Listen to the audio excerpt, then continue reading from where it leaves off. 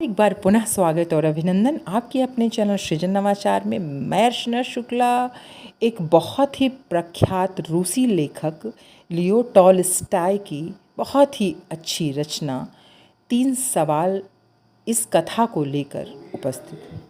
एक राजा था। वह समझदार के साथ ही साथ अपनी धुन का पक्का था। वह जो सोचता, उसके मन में जो प्रश्न उठता था, उसका हल ढूंढ कर ही चैन की सांस लेता था। उसे अपनी हार पसंद नहीं थी। वह दिन रात इसी उधेड़-बुन में लगा रहता था कि ऐसा क्या उपाय किया जाए जिससे वह कभी न हारे। एक दिन वह राज दरबार में बैठा था। अचानक उसके मन में 3 सवाल उठे। पहला, किसी कार्य को करने का सही समय कौन सा होता है? किसकी बात सुननी चाहिए और किसे टाला जाए? तीसरा सवाल उसके मन में उठा, सबसे आवश्यक कार्य कौन सा है? राज दरबार में बहुत सारे विद्वान ज्ञानी जन उपस्थित हुए। पहले प्रश्न के कई उत्तर राजा को मिले। किसी ने कहा, कार्य को शुरुआत करने से पहले विचार करना चाहिए कितना समय इस कार्य में लगेगा। फिर समय और तरीका निश्चित करना चाहिए। उसी के अनुसार कार्य पूरा करें, यही सही तरीका है।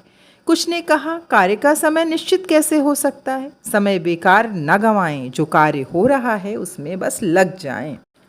कुछ का उत्तर आया, राजा अकेले कार्य निश्चित कैसे कर सकता है? उसके पास सलाहकार तो होना ही चाहिए। कुछ ने कहा, हर कार्य पहले से सोचना कठिन है। जो कार्य सामने आए उसे बस पूरा कर लें। कुछ ने तो यहाँ तक कहा, कभी कभी सलाह लेने का वक्त ही नहीं होता, जबकि कार्य तुरंत होना चाहिए, इसलिए उत्तर केवल जादूगर ही दे सकता है। वह सब जानकर राजा को बता दे। दूसरे सवाल के जवाब में किसी सलाहकार ने पुजारी, किसी ने वैद्य, किसी ने राजा के लिए सैनिकों को आवश्यक माना। तीसरे प्रश्न के उत्तर में किसी ने ज्ञान विज्ञान को सबसे जरूरी माना, किसी ने रणनीति, किसी ने दान धर्म को। सारे उत्तर ऐसे थे कि राजा को संतुष्ट ना कर सके। राजा ने सुना था कि जंगल में वर्षों से एक साधु तप कर रहे हैं। वे केवल साधारण लोगों से ही मिलते हैं। उनके ज्ञान की चर्चा दूर तक फैली थी। अपने सवालों के जवाब को पाने के लिए राजा उनसे मिलने जंगल की ओर निकल पड़े। दूसरे दिन राजा वेश बदलकर साधु से मिलने पहुंचे। राजा ने देखा, साधु बहुत लगन से झोपड़ी के सामने वाली जमीन को खोद रहे थे। वह दुबले पतले थे। जब वह कुदाल से जमीन पर वार करते तो सांस तेजी से लेते। राजा को पास आता देख साधु एक क्षण के लिए रुक गए। उन्होंने उन्हें देखा, फिर काम में लग गए। राजा बोले, मैं कुछ सवाल लेकर आपके पास आया हूँ। मेरा पहला सवाल आपसे यह है, किसी काम को शुरू करने का सही समय कौन सा है? दूसरा प्रश्न है, मुझे किन लोगों की ज़रूरत सबसे ज़्यादा है और मुझे किन पर ज़्यादा ध्यान देना चाहिए? तीसरा, यह कैसे पता चले कि सबसे आवश्यक कार्य क्या है? मुझे सबसे पहले क्या करना चाहिए? साधु सवाल सुनकर कोई जवाब नहीं दिए, अपने कार्य को करते रहे।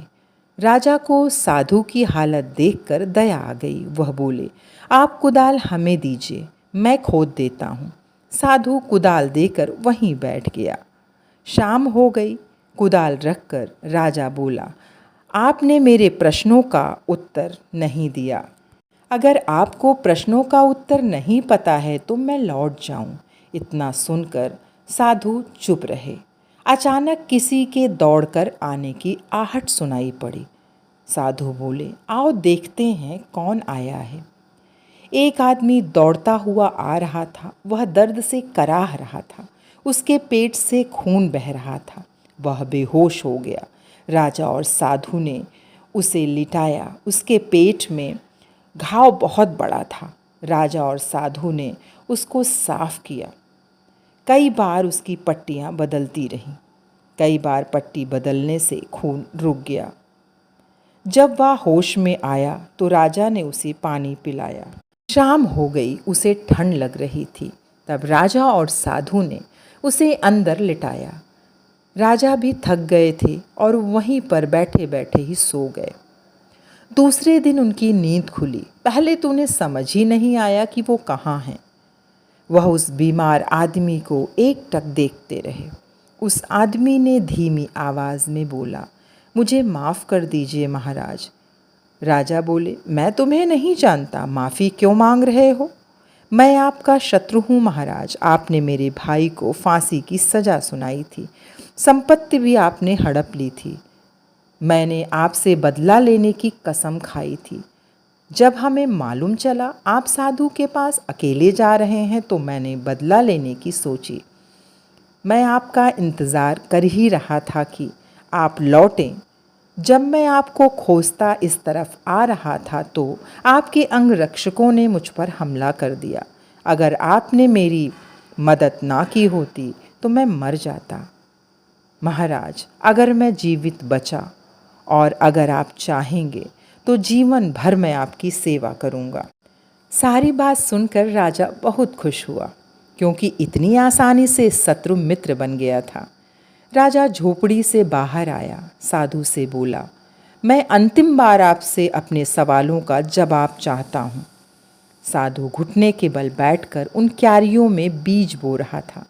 साधु सिर उठाकर बोला, राजन, तुम्हें तुम्हारे सवालों के जवाब मिल चुके हैं। राजा हैरान था। उसने कहा, मैं समझा नहीं। क्या क्या तुम समझ नहीं पाए? तुम्हारे पहले प्रश्न का उत्तर, अगर कल तुम्हारे मन में मेरे लिए दया ना आई होती तो तुम चले जाते। वह आदमी रास्ते में तुम पर हमला करता। मेरे पास तुम ना रुकने के लिए पछताते। जब तुम क्यारियां तैयार कर रहे थे वही सबसे सही समय था। उस समय महत्वपूर्ण आदमी मैं था। उस समय मेरा काम सबसे ज़रूरी था। वह आदमी हमारे पास आया, हमने मरहम पट्टी की, वही सबसे सही समय था। अगर तुमने मरहम पट्टी नहीं की होती तो वह मर जाता। उस समय वही सबसे महत्व का आदमी था। तुमने उसके लिए जो किया उस समय वही तुम्हारा सबसे ज़रूरी कार्य था। याद रखो राजन, सबसे सही समय वही होता है जब हमारे पास किसी भी तरह की शक्ति होती है। सबसे महत्व का आदमी वही होता है जिसके साथ हम होते हैं। कोई क्या जाने कब क्या हो।